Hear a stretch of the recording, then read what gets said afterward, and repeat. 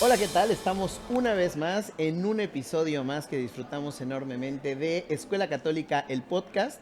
Y en esta ocasión me acompaña Luis Gustavo Meléndez, que nos va a platicar de un tema muy interesante. Luis Gustavo, bienvenido, qué gusto tenerte aquí con nosotros. Un gusto para mí estar aquí, gracias.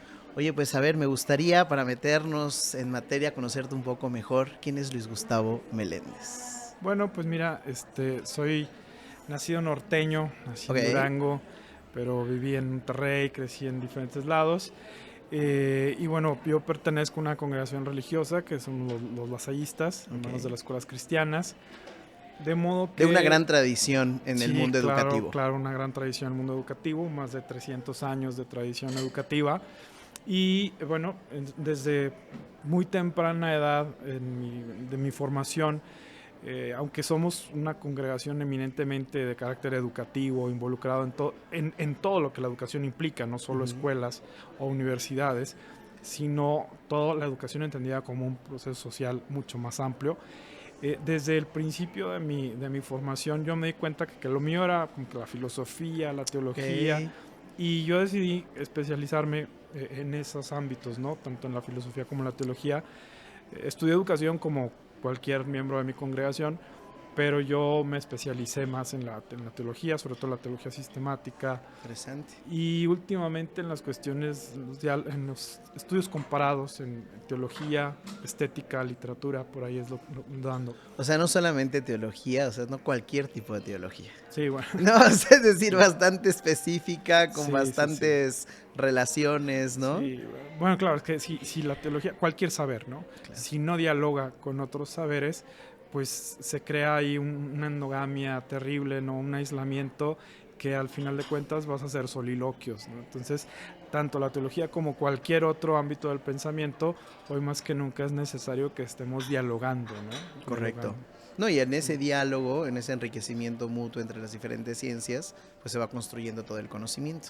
Exactamente. Ok, ¿y a qué te lleva todos estos estudios teológicos con todos estos enfoques diferentes? Pues mira, me han llevado por diferentes caminos, ¿no? Primero disfruté, la docencia, sí, obviamente trabajé en los primeros años de mi ministerio educativo, trabajé en colegio, más o menos 6 años trabajé. Primero en secundaria, 3 años, y después 3 años en bachillerato. En aula. Colegio, sí, en aula. O sea, es decir, en aula y alumnos. Y en los departamentos de pastoral. Ok. La pastoral educativa.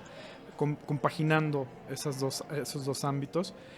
Y una cosa llegó a otra, y muy pronto, cuando me mandan a estudiar la especialidad en teología, compagino el tiempo de estudio con el ser formador. Estaba justo aquí en la Ciudad de México siendo formador de lo que llamamos el postulantado, y bueno, se dio esa etapa de 3 años también maravillosos, y ahí fue donde ya me aboqué de lleno tanto a la formación, pero sobre todo formación de religiosos, no solo nuestros, sino también de otras congregaciones. Y luego viene una oportunidad de irme a estudiar el doctorado, me ofrecieron una beca, y bueno, me fui a Barcelona, y allá viví muy felizmente 6 años y medio. Hombre, gran experiencia, me imagino. Entre los estudios de doctorado y 2 años y medio más que me quedé extra, trabajando ahí en la misma universidad donde estudié. Y pues ahí, digamos, fue donde ya totalmente me quedó clarísimo que mi vocación dentro de la vocación iba a ser la academia. ¿Sí? Okay. Y pues bueno, después a mi regreso a México vuelvo a llegar a una casa de formación, pero ya como director de esa casa de formación, pero nunca dejé de estar en contacto con el mundo universitario. Seguía dando clases en La Salle, en la Ibero, y bueno, estando como directivo en una universidad nuestra, pero en Chihuahua, surgió la invitación a acercarme a un instituto que yo conocía de hace muchos años, que es el INDOSOC, Instituto Mexicano de Crianza Cristiana, que desde hace 42 años ya está ejerciendo un trabajo extraordinario en la sociedad como es la cuestión de la educación, la difusión y la investigación del pensamiento social cristiano. Completamente. Y esto en diferentes ámbitos. Y cuando surge esta oportunidad, yo no lo pensé dos veces, me gustaba. Y bueno, porque es un espacio en donde yo creo se pueden compaginar justo mis dos grandes pasiones, la investigación y el estar creando proyectos, el estar involucrado en ellos, pero también la docencia y sobre todo proyectos que tienen incidencia social, Uh-huh. ¿no? Eso es lo que me gustó. Y bueno, llevo 3 años ya en este instituto, al mismo tiempo que colaboro en otras instituciones, ¿no? También estoy trabajando como formador, como profesor de teología en la Universidad Pontificia, en el IFTIM, que es un instituto de formación para religiosos, y en la misma Ibero, ¿no? Entonces es una posibilidad extraordinaria el poder combinar las pasiones que uno tiene. No, y además muy interesante que hayas dicho, ¿no? Encontré mi vocación dentro de la vocación, que es la academia, pero una academia que no se queda en la academia, sino que decías, ¿no? Proyectos que tengan incidencia social, que tengan una aplicación concreta, Claro. ¿no? O sea, es decir, que yo creo que es algo importante dentro del ámbito educativo, ¿no? Que no se quede únicamente en la teoría, sino que vaya bajando en lo concreto. Quiero un poco más atrás, ¿no? Ahorita vamos a meternos más a otros temas más profundos, pero dices justo, ¿no? O sea, es decir, de La Salle, de una gran tradición educativa, ¿por qué esa decisión de estar en esta congregación dedicada a la educación? ¿Qué te llamó la atención? ¿Qué te llevó a eso? Bueno, yo estudiaba Derecho, yo era estudiante de la carrera de Derecho hace ya muchos años, y en una materia, Derecho Procesal, perdón, Derecho Penal, en una visita a un centro de un cerezo, ¿verdad? Ajá. Me di cuenta de que muchas de las razones o las causas por las que personas estaban ahí encerradas, en buena medida muchos de ellos inocentes, en buena medida era la cuestión de la ignorancia, lo que los había llevado ahí. Fírmame este papel, no sé qué. Y el otro dice, claro, ¿cómo no? Entonces, ver ese tipo de situaciones, ver cómo se vive en un reclusorio, ver, porque en el reclusorio hay prisiones dentro de la prisión. Okay. Y me refiero a prisiones existenciales, claro, ¿no? Terribles, unas miserias espantosas. Ver esa realidad me tocó, me tocó fuerte. Y ahí fue cuando dije, cuando decía el texto de la ignorancia, dije, claro, la educación es esencial para evitar esto. Si esta persona hubiese sabido leer, si esta persona hubiera sabido analizar un poco más críticamente esta situación, etcétera, etcétera. Entonces entendí la clave, dije, la clave de todo es la educación. La educación no solo de una escuela, sino la educación en lato sensu, ¿no? En muchísimas implicaciones que la educación en tanto hecho social tiene, ¿no? En las diferentes aristas. Y ahí fue cuando pensé, dije, es importante. claro, por ahí puede ser, claro, ¿no? por ahí puede ser. Y bueno, yo desde alumno tuve muy buena comunicación con hermanos lasallistas, y cuando compartía esta inquietud, pues como que me dijeron, pues adelante, ¿no? Sí, claro. Ven y ve. La experiencia, y, claro, conoce. vive la experiencia. Y si te gusta, si crees que es lo tuyo, y si nosotros también vemos que es lo tuyo, pues adelante, ¿no? Claro. Y bueno, eso pasó. Entré, yo dije, a lo mejor con que dure un mes. Con eso ya. Sí, claro. Papá, ya lo intenté. Sí, claro. Mi papá cada que va conmigo, ¿cuándo te regresas? Sí, claro. No, todavía no.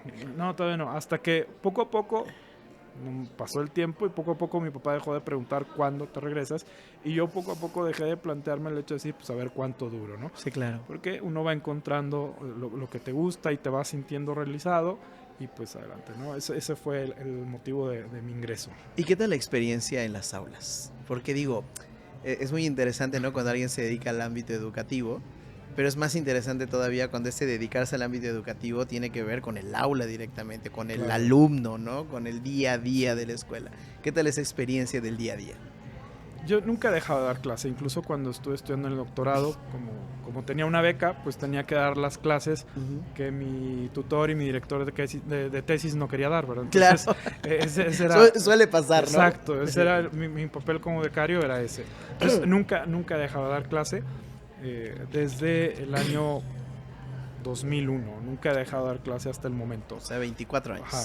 Y para mí me apasiona. Pero sí, es algo apasionante, pero también es un reto impresionante.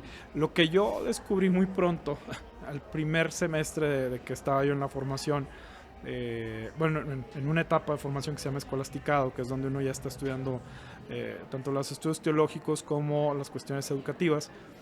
Yo recuerdo que fui y le dije al provincial, le decimos visitador, hermano visitador, le dije, era un hermano que muy conocido, muy querido en el ámbito educativo, Salvador Valle. Le dije, Salvador, si tengo que dar clase toda mi vida en un salón de primaria, que era sexto de primaria, dije, yo me voy mañana. Okay. Porque o me da un infarto o yo los ahorco o no sé qué va a pasar. O sea, alguien va a salir dañado. Alguien va a salir ahí mal. Sí, claro. Y seguramente voy a ser yo. Entonces, mira, yo ya mejor dime, ya me voy. Ya él se rió, no sé qué. Me dijo, no, mira, aguántame a diciembre y en diciembre te cambio. Me cambiaron a secundaria. La diferencia Hombre, no fue mucho. Fue un subir de nivel, ¿no? Pero te voy a confesar que esos 3 años que estuve en secundaria los disfruté muchísimo, muchísimo. Tengo muy gratos recuerdos de locuras que hacían mis estudiantes y cómo yo me reía con ellos, pero también diría Lasalle, ¿no? Esta firmeza de padre y ternura de madre a un mismo tiempo. Sí, claro. Lograr ese equilibrio era tal cual el pan de cada día. Y disfruté mucho y me reía con ellos y a veces me sentía un poco el dolor que ellos me expresaban, también sus tristezas, las preocupaciones propias de un adolescente, Claro. que está cambiando, que no entiende qué le pasa. Y bueno, lo que me di cuenta es que, tal como dice Lasalle, ¿no? En sus escritos, es decir, la escuela es un lugar de salvación. Ok, Es un lugar teológico en donde, es un locus teológico, es un lugar de salvación en donde todos estamos buscando ser salvos. Este proyecto que Dios quiere para nosotros desde la creación, que es ser salvos, es decir, vivir plenamente. Bueno, la escuela tiene que ayudar a que los estudiantes, los profesores, el personal administrativo, los que colaboran en diferentes tareas de la vida diaria en una escuela, todos tenemos que ser santos. Es decir, todos tenemos que ser plenos en nuestra vida, realizarnos. Y diría un padre de la iglesia, Ireneo de León, diría, y la manera en que damos gloria a Dios, la mejor manera de dar gloria a Dios es nosotros viviendo plenamente nuestra humanidad. Es decir, la gloria de Dios es la vida del hombre. Sí, claro. Y Él se hizo hombre. Claro, y ahí entendí esta parte, ¿no? De que la clase, la lección del día es importante, claro, es importantísima. Pero así de importante es también que uno sea capaz de escuchar a los estudiantes, que uno sea capaz de ser empático con las preocupaciones que uno puede decir. Yo era joven en ese momento, yo tendría 20 y tantos años, y que llegue un alumno de 13, 14 años y te diga su gran problema de la vida es que su compañerita no le hace caso, o que sus papás lo regañaron por él, pero para ellos eso es lo que más les hago. Y después, en bachillerato, fue también una experiencia muy grata. Después igual fuiste promovido, digamos, avanzaste, ¿no? A bachillerato. Sí, pero yo estaba en Monterrey y mi primer cambio fue pasar de Monterrey a San Juan de los Lagos. Ok, es otra historia, completamente. Yo, esto lo digo claramente porque yo lo he compartido con mis exalumnos de ahí, que son grandes, no solo exalumnos, grandes amigos y amigas que tengo ahí en San Juan de los Lagos, que ahora todos son unos treintones, padres de familia, la mayoría de ellos, y que soy padrino de algunos de ellos. Ay, wow. En fin, el primer semestre para mí fue un valle de lágrimas, ¿no? O sea, yo lloraba y yo anhelaba mis cebollas de Egipto, ¿no? Hasta que dije, bueno, o voy a seguir llorando o voy a vivir aquí plenamente. Sí, claro. Y me dejé llevar y fui feliz en San Juan de los Lagos siendo profesor de bachillerato, ¿no? ¿Qué te hizo feliz en esa experiencia? El trato con los estudiantes, el trato con mis alumnas, con mis alumnos, eso. Porque, claro, dar clase me gustaba, pero era muy cansado. Yo tenía 40 horas. Total. O sea, sí, había días que en mi grupo me decían, parece que estamos en primaria, dice, pues aquí está todo el día, sí, ¿no? Como el mismo profesor, sí, el mismo ¿no? profesor el de pues claro, y entonces decía uno, dice, oiga, pues ¿qué pasa? O no hay profesores, o no hay profesores o no les quieren pagar, las dos cosas, ni dinero ni profesores. Y entonces yo les Esto es lo que hay. Claro, ¿no? y no hay más. Sí, Yo les claro. daba todo, desde formación de valores, ética, literatura, metodología de la investigación. Qué bárbaro. Y eso también me dejó una enseñanza muy grande. Es decir, uno no es todólogo, evidentemente. Así que, bueno, el educador también tiene que formarse y estar en constante crecimiento y estar en capacitación constante. Pero lo que me apasionó a mí fue la convivencia con mis estudiantes, escuchar las problemáticas también, como decía hace un momento, pero ya no de un adolescente, sino de un joven que está abriéndose a la vida. Tal cual. Sí. Pensando que va a estudiar, a qué se va a enfrentar en su Exacto. vida, claro. Y pensando en que, pensando en que hay otro tipo de problemas, pensando en que, ahora como dicen, pueblo chico, infierno grande, es decir, el asunto del alcohol, por ejemplo, es un problema gravísimo. En ese momento, ahorita ya, como en todo el país, los problemas se han incrementado ya y son de otra índole. Las también, drogas. ¿no? La drogadicción, etcétera, etcétera. Pero en ese momento era eso y el estar al pendiente, escucharles, para mí eso, escucharlos, estar disponible. Okay. También para cuando ellos querían preguntarte algo, compartirte algo, hacerte una broma, etcétera, etcétera. Eso fue lo que a mí me llenó, me hizo sentir muy realizado realmente, ¿no?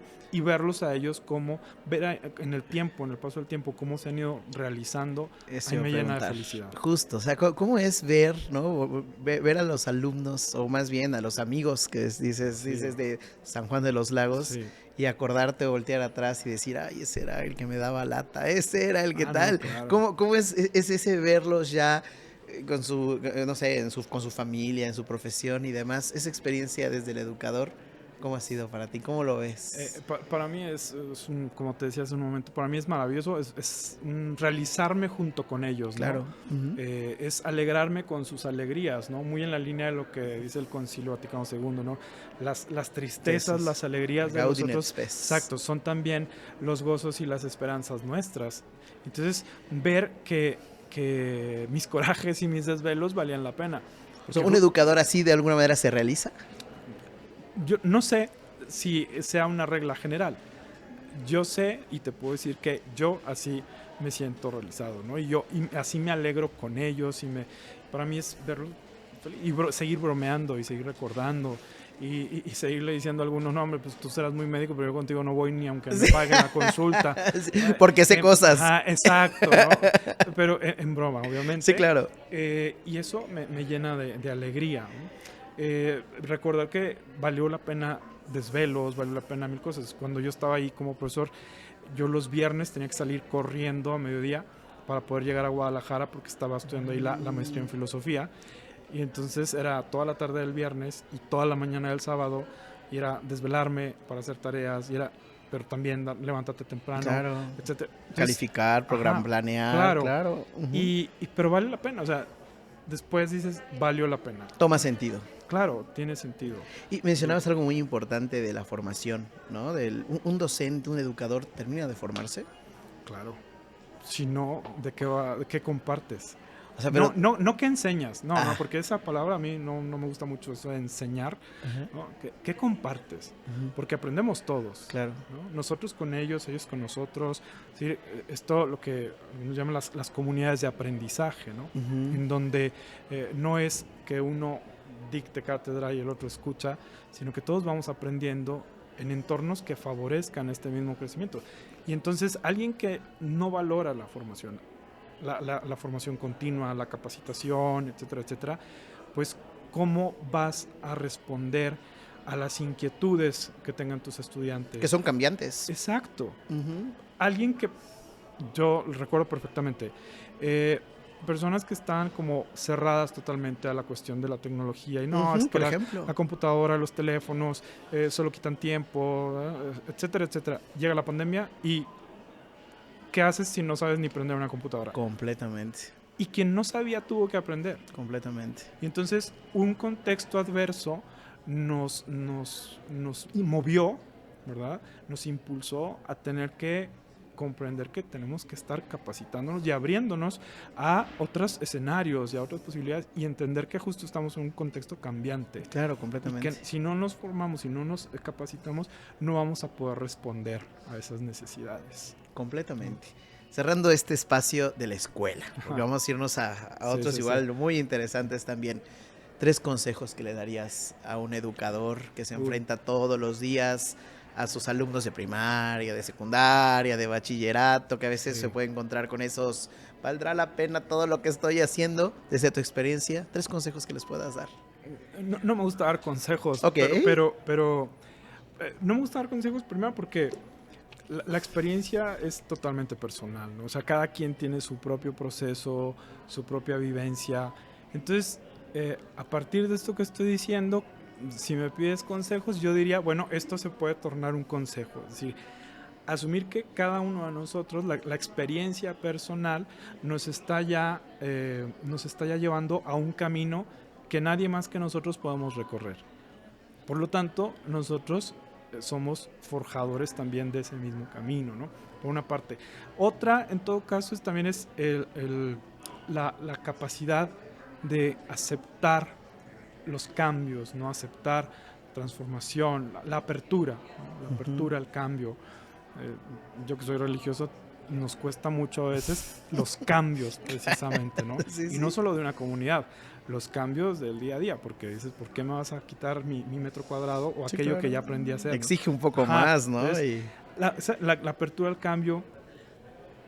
Y la otra, la otra es justo la cuestión de no dejar nunca de estar leyendo, de estar no informándonos, no, de estar analizando nuestra realidad, de estar empapándonos de lo que está ocurriendo en el mundo, en nuestro contexto inmediato y en el mundo entero. Y para esto el estudio continuo, la lectura continua a mí me parece esencial.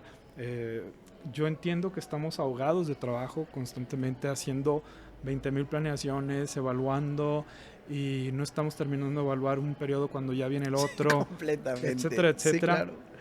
Pero si en los pequeños momentos que tenemos no estamos como oxigenando nuestra mente para empaparnos de otras cosas, de literatura, de arte, algo que nos apasione y que no necesariamente tenga que ver con las clases que damos, aunque también, claro, es importante. También es importante, ¿sí? Eso para mí es esencial, el estar actualizándonos, leyendo, estudiando, eso que no es solo llenándome de información, claro, ¿no? Que vaya con esa reflexión, análisis, de querer conocer en verdad. Para llenarnos de información, pues el teléfono, ahí está, el TikTok, ¿no? Basta y sobra, exacto, ¿no? Sí, completamente. Ahora discernir entre qué información me sirve y qué no, cuál es cierta y cuál es fake, pues ya es todo un proceso, ¿no? De discernimiento. Completamente, sí. Literal todo un proceso de discernimiento. Sí. Bien, dejamos la escuela, vámonos a la academia, vámonos en concreto al IMDOSOC, que dices que es donde estás ahorita participando y demás. Primero que nada, ¿qué es el IMDOSOC? El IMDOSOC es Instituto Mexicano de Doctrina Social Cristiana. Fue fundado por un grupo de empresarios, don Manuel Domínguez, don Lorenzo Servidje haciendo cabeza en esto.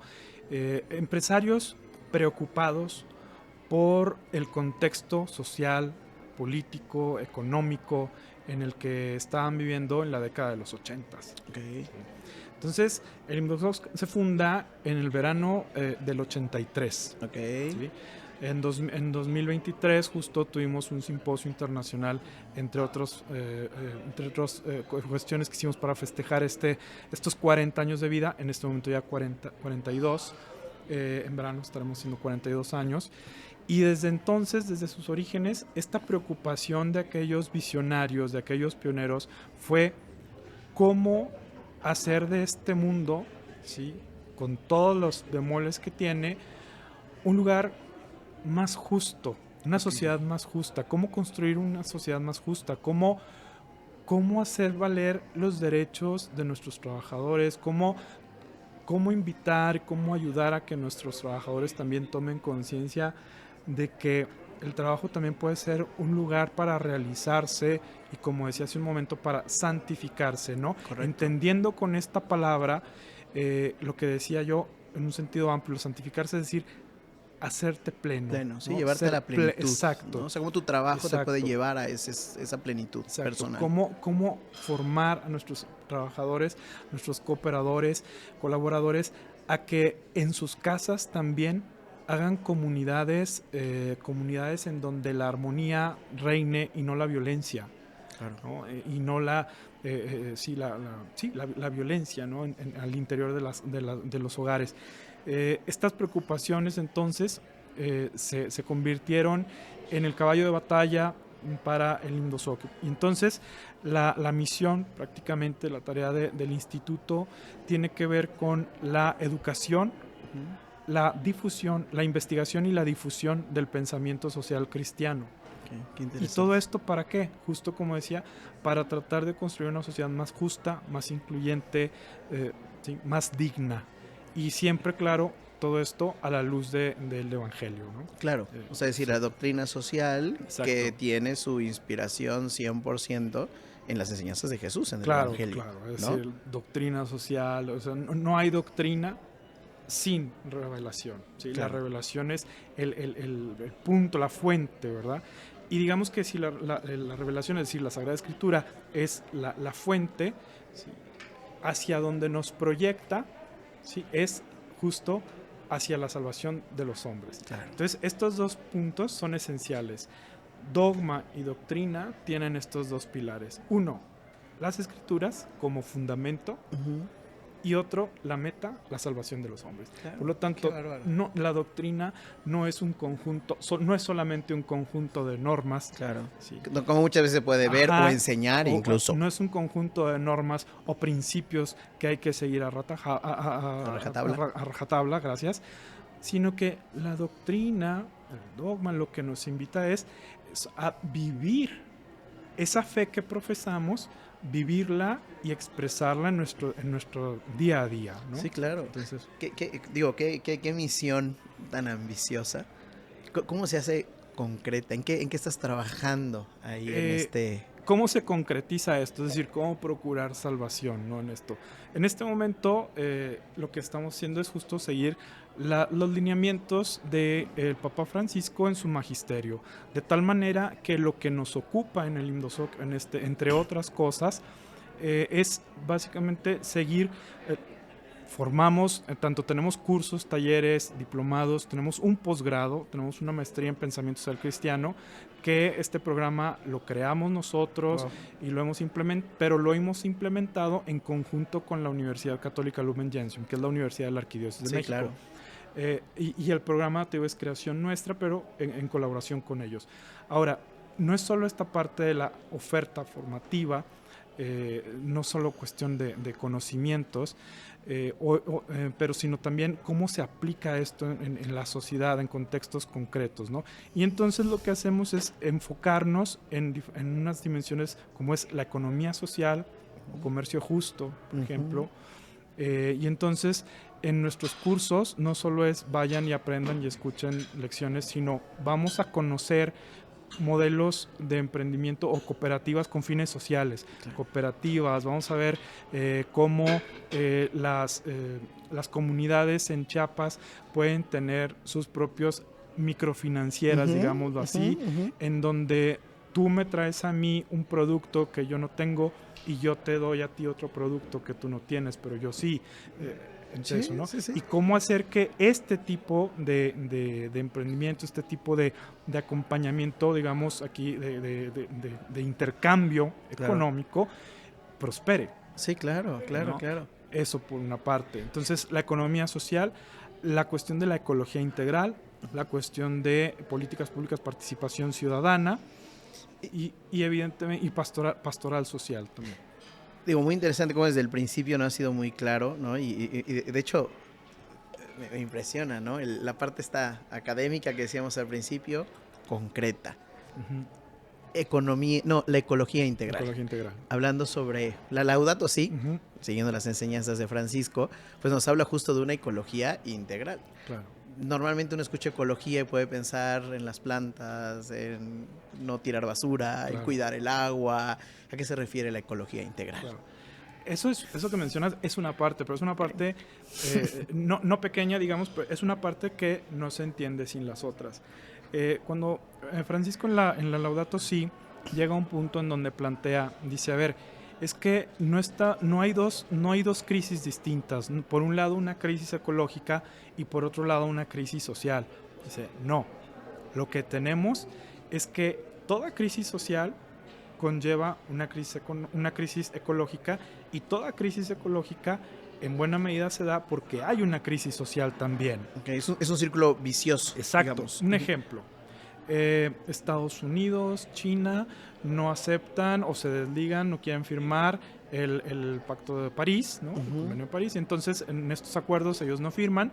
Dicen, no, nosotros nos vamos. ¿Por qué? Porque lo que querían en este acuerdo en París, las potencias mundiales, era comprometerse a reducir las emisiones de carbono, ¿no? Por lo tanto, estos dos países dicen no. Entonces, algo social o algo y económico vinculado a lo ecológico. ¿Por qué yo no me interesa? Estados Unidos va a decir, ¿por qué?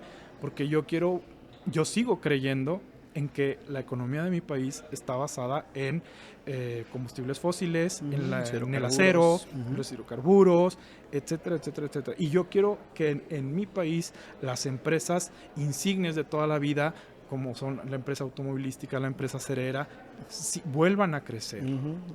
Por lo tanto, yo no me comprometo a eso. Claro, no va con mis intereses. Exacto. ¿No? Eso por una parte. Entonces, hay estudios que dicen que si todos los países tuvieran el mismo nivel de desarrollo y de consumo de energía que tiene Estados Unidos, pues necesitaríamos 4 planetas más, ¿no? Madre de Dios. Para poder tener los recursos naturales que nos permitieran ese ritmo de vida. Por lo tanto, esto que dice el Papa, que no hay división entre la crisis social y la crisis ecológica. Es decir, claro, a mí no me importa que tú no tengas agua. Claro. A mí me importa tenerla yo. Claro. A mí no me importa que tú no tengas luz o que tú no tengas energías renovables. A mí me importa tenerlas yo. A mí no me importa que tú no tengas... a mí me importa tenerlo yo para después vendértelo a ti. Claro, por supuesto. Entonces, sí, claro, no era gratis, exacto, ¿no? Una cuestión social nunca está desvinculada, es lo que estaba diciendo Francisco, de una cuestión ecológica y viceversa. Y entonces lo que Francisco quiere hacernos entender es que todo está unido, todo está unificado. Y entonces nos dice, ¿por qué es integral la ecología? Porque esta ecología tiene diferentes dimensiones. Está la dimensión natural, la dimensión ecológica, evidentemente, pero también está la dimensión antropológica, está la dimensión económica y política, y está también la dimensión espiritual. Claro. Claro, Sí. que además hace referencia, ¿no?, a toda la integridad de la persona. Claro. Que al final somos los que la vivimos. Claro. ¿No? O sea, que no es solamente la parte natural, no es solamente la parte espiritual, no es solamente la parte política, económica, sino somos la parte del todo. Sí, porque toda cuestión social tiene como vasos comunicantes con lo económico, con lo político, con lo ético, ¿sí? Y con lo antropológico, evidentemente. Entonces lo que quiere hacernos notar Francisco en Laudato Si es que esto está intercomunicado y que son dimensiones que están interconexas, coimplicadas, y por eso él va a hablar con otra categoría muy interesante de lo ecosocial, ¿no? O sea, esto es importantísimo, ¿no? Y dice, a tal grado todo esto está interconectado, y a tal grado nosotros hemos crecido hemos vivido con cierta indiferencia, haciendo una distinción entre el mundo por allá y yo por acá. Dice, esa diferencia tan tajante nos hace ser indiferentes, ¿sí?, con la tierra. En otro de sus encíclicas, en Evangelii Gaudium, utiliza Francisco una metáfora de los cuerpos. Dice, la tierra tiene un cuerpo, es el cuerpo de la tierra, dice, y nosotros también tenemos un cuerpo, ¿no? No solo tenemos un cuerpo, somos cuerpo, ¿no? Esto es muy de la fenomenología de Merleau-Ponty, por ejemplo, ¿no? No tenemos cuerpo, sino que somos cuerpo. Y es así como nos relacionamos, dice, así como la tierra también es un cuerpo, entonces nuestra relación es relación de cuerpos. Por lo tanto, siguiendo esta metáfora, a mí me gusta pensar que hay que aprender a abrazarnos, ¿no? Hay que abrazar la tierra y dejarnos abrazar por ella. Sí, claro. Pero está llegando el punto en que lo que tenemos es una tierra herida, ¿no? Es decir, si pensamos en la carencia de agua, en las sequías, demás, lo que hay es una tierra resquebrajada. Por lo tanto, es un cuerpo herido. Sí, claro. ¿Sí? Es un cuerpo herido que requiere ser atendido. Justo eso iba a preguntar, ¿no? Requiere ser atendido. ¿Cómo atendemos ese cuerpo herido? Esa es la pregunta. Esa es la pregunta. ¿Cómo? Francisco da algunas pautas, ¿no? Algunas pistas en Laudato Si. Lo que nos dice es que primero tenemos que tener lo que él llama una conversión ecológica. ¿No? ¿Sí? Pero la conversión ecológica, como decía hace un momento, no se trata de mover una planta de aquí y llevarla allá. Claro. Conversión, no se trata de podar, no. La conversión ecológica, entendiendo que esta ecología es integral, implica una transformación integral en mi persona, en mi forma de relacionarme, en mi forma de ver la vida y en mi forma de vivir cada día. O sea, es decir, que implica a mí como persona y a mí en relación con la comunidad. Claro, ¿no? Porque ese es otro elemento interesantísimo. Por ejemplo, en las escuelas, ¿cómo podemos hablar de ecología integral en una escuela? No solo poniendo paneles solares, no solo poniendo riego por goteo. Es importante, claro, es esencial. Se suma. Claro, suma. Pero hay otros aspectos de la ecología integral que llevados a la escuela también son importantes. Es decir, cómo evitar este neologismo, a algunos no les gusta, pero creo que es muy, muy gráfico. Cómo evitar basurizar a las personas. Es decir, cuando yo cosifico a alguien, cuando yo, como profesor, como profesora, ay, es que este muchachito, esta niña, ay, cómo dan lata, ¿no? Que a veces qué fácil es. Ajá, entonces para no meterme en problemas, bueno, me volteo. La indiferencia que dice Francisco tantas veces. La indiferencia a los problemas de la tierra, la indiferencia a las personas, eso también es un elemento propio de la ecología integral. ¿De qué manera hacemos ecosistemas fraternos sororales al interior de nuestras comunidades? ¿De qué manera hacemos ecosistemas realmente que nos están ayudando a crecer y a hacernos plenos en nuestras escuelas, en nuestras comunidades educativas? Claro, porque si lo queremos, o sea, queremos esto a nivel macro, pues tiene que empezar a nivel micro. Tiene que empezar en la escuela, tiene que empezar en el salón, incluso. La toma de conciencia, es decir, el que como docentes, como instituciones educativas, sepamos primero nosotros, directivos, docentes, administrativos, tomar conciencia de las problemáticas sociales de las cuales somos protagonistas, o al menos somos, ¿cómo se llama cuando están? No eres el protagonista, pero eres el... ¿Antagonista? No. Bueno, digamos que somos como participamos en la película, ¿verdad? Okay. Aunque de reparto. ¿No? Ándale, como el actor de reparto. Sí, somos actores. A lo mejor no somos protagonistas, porque no tomamos las decisiones macro. ¿No? Pero estamos ahí. Pero estamos ahí. Claro. Y todo suma. O sea, entonces, tomar conciencia en las instituciones primero de las problemáticas sociales que no nos son ajenas, sino que estamos ahí. Sí, claro, bien dices, completamente. ¿No? Y quizá no tomamos las decisiones, pero con nuestras acciones sumamos para bien o para mal. ¿No? Y la colegialidad, es otra cosa que a Francisco le interesa mucho y que lo plantea en Laudato Si también. La toma de decisiones responsables en conjunto, que consideren a todas las personas, ¿no? Sí, todos somos los que vivimos aquí, ¿no? Y ya que tomamos conciencia nosotros, bueno, también cómo vamos a hacer que en nuestras aulas, en las distintas asignaturas, cómo también vamos a despertar la conciencia crítica en nuestros estudiantes. Completamente. Y, entonces, la ecología integral no tiene que ser una asignatura más o un proyecto más en la escuela.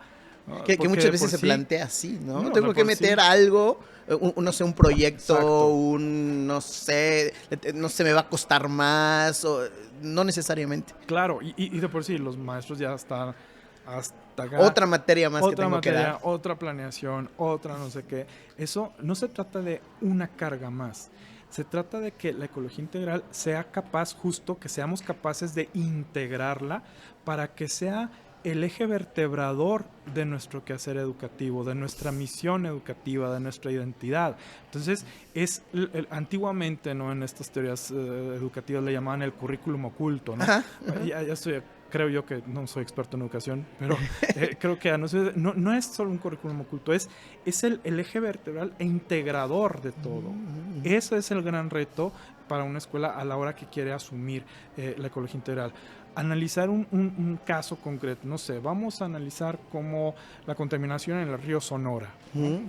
Bueno, el río Sonora, un río en el que una minera vertió 40,000 millones de litros de desechos tóxicos y que fastidió una gran cantidad, por lo menos 22,000 personas fueron las que fastidió. Bueno, ese problema, ¿cómo lo vamos a analizar desde diferentes aristas?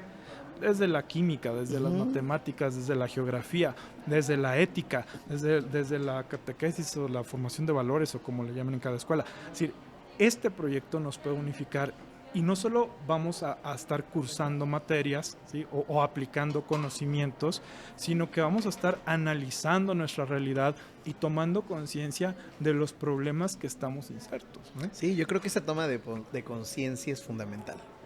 Sí. ¿No? O sea, porque si no vivimos de manera aislada, sabemos que hay una guerra por ahí, sabemos que hace falta agua por allá, y como vemos las situaciones de forma aislada, no me impacta directamente, claro. Y entonces pues no tomo conciencia, vivo yo en lo mío, en lo que a mí... Yo siempre tengo agua, ¿no? Abro la llave y yo siempre tengo agua, claro. Pero no todo México es así. Sí. Otra toma de conciencia al interior de las comunidades es, por ejemplo, justo, estamos hablando de ecología integral, pero estamos aquí con plástico, sí, ¿no? Con plástico. Bueno, vamos a ir limitando el uso del plástico, ¿no? En las instituciones, no sé, ver de qué manera podemos crear cosas o implementar cosas que no necesariamente supongan una carga más para la planeación estratégica de las instituciones, sino que sea un aliciente y que sea un eje vertebrador, como decía hace un momento, ¿no? Bien, Gustavo, interesantísimo todo lo que estamos platicando. El tema da, ¿qué puedo decir? Si nos puedes dar consejos, ¿no te gusta dar consejos? No mucho. No.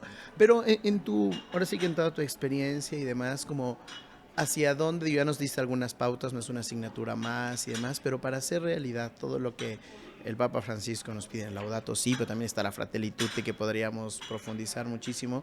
¿Cómo podríamos es el Pacto Educativo Global, por ejemplo, cómo podríamos irlo aterrizando en unas 2, 3 ideas que tú considerarías fundamentales en la escuela? Bueno, yo creo que también Francisco ha hablado mucho de hacer una unión, una armonía entre mente, corazón y manos, que esto, o sea, lo dice él y todo, no es de él. Algunos dicen que es de un pedagogo, no recuerdo el nombre, Pestalozzi creo, no sé, pero en realidad no es que quiera llevar el agua para mi molino, pero La Salle ya lo había dicho también en el siglo XVII, ¿no? Tenemos que saber tocar mentes y corazones y tenemos que trabajar por ello. Entonces, mente, corazón, manos es algo importante, es decir, mente, tenemos que seguir formándonos, tenemos que seguir actualizándonos, capacitando para poder responder de manera creativa a estas nuevas necesidades. Claro, a estas nuevas necesidades. El corazón es sentir, realmente, como dice Francisco, sentir el dolor de la tierra también, ¿no? Sentir, pero también sentir el dolor de aquellos que están con nosotros y que desde su silencio quizá nos están expresando una carencia dolor, o una necesidad muy fuerte, ¿no? En aquellos estudiantes, aquellas alumnas, alumnos que sin decirnos nada, con una mirada atenta, nos están pidiendo quizá atención. Entonces, sentir mente, corazón y manos, es decir, tomarnos de las manos entre todos, porque esto es algo colegiado también, sí, claro. ¿Sí? Todos estamos aquí. Y poner las manos a la obra también para ser capaces de generar, no grandes proyectos, ¿verdad? Qué bueno que se generen grandes proyectos, pero cada quien desde su institución generar pequeñas obras que sean capaces de transformar nuestro microespacio, ¿no? En el contexto contemporáneo se habla mucho de los microrelatos, de las micronarrativas. Pues bien, hagamos nuestra micronarrativa que sea capaz de hacer cambios pequeños que unidos a otros vayan transformando día con día nuestra realidad. Sería lo poco que me atrevería a decir. Muchísimas gracias, Luis Gustavo, por lo que nos compartes, por lo que haces y transmites en el día a día. No, al contrario, gracias a ustedes por esta invitación. Muchísimas gracias a todos los que nos han acompañado en este episodio de Escuela Católica, el podcast. Nos vemos en nuestros siguientes episodios. No olviden seguirnos en nuestras redes sociales. Muchísimas gracias, Luis Gustavo. Gracias, encantado.